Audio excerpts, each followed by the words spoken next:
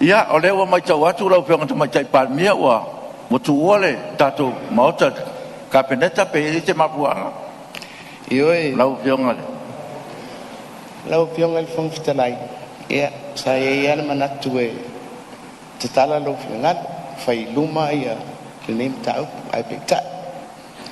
O le lava ua fesiri sui Palemia, fesiri atu le sui kaita. O le fesiri lava le tasi, le na otu inatu i lau whionga. O lona winga,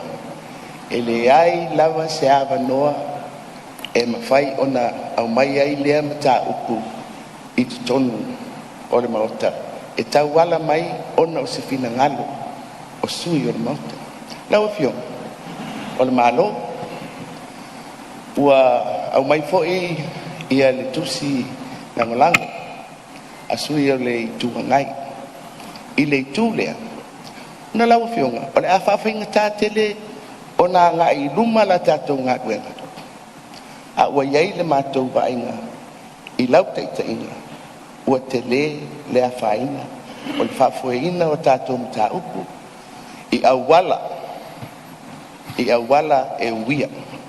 ma ua ariali i a ia white nai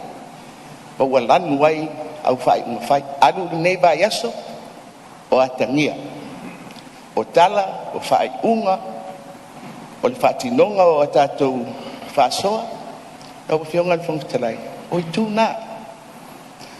a whaila ua le tafa lo finangana e a wanoa le mauta le nei tātou te whale e o nei maria le o la sor muli in malo mai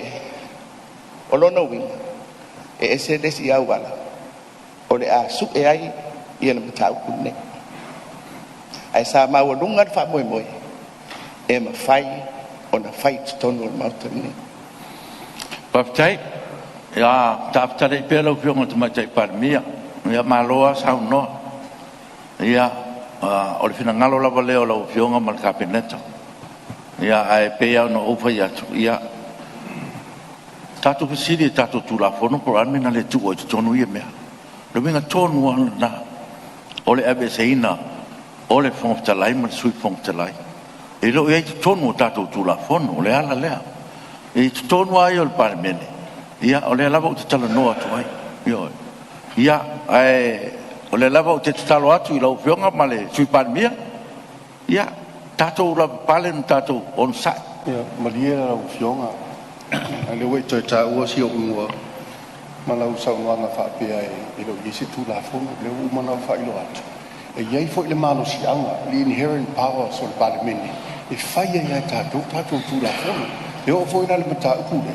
o lo iei fo i le malo si anga e ma whaia ia le Palemene ona whaatino sana whaiunga le mea lea ai meise lava pe a whaapea o le haia a fia lau whionga e self-regulating Palemene nei i ana whaiunga whai.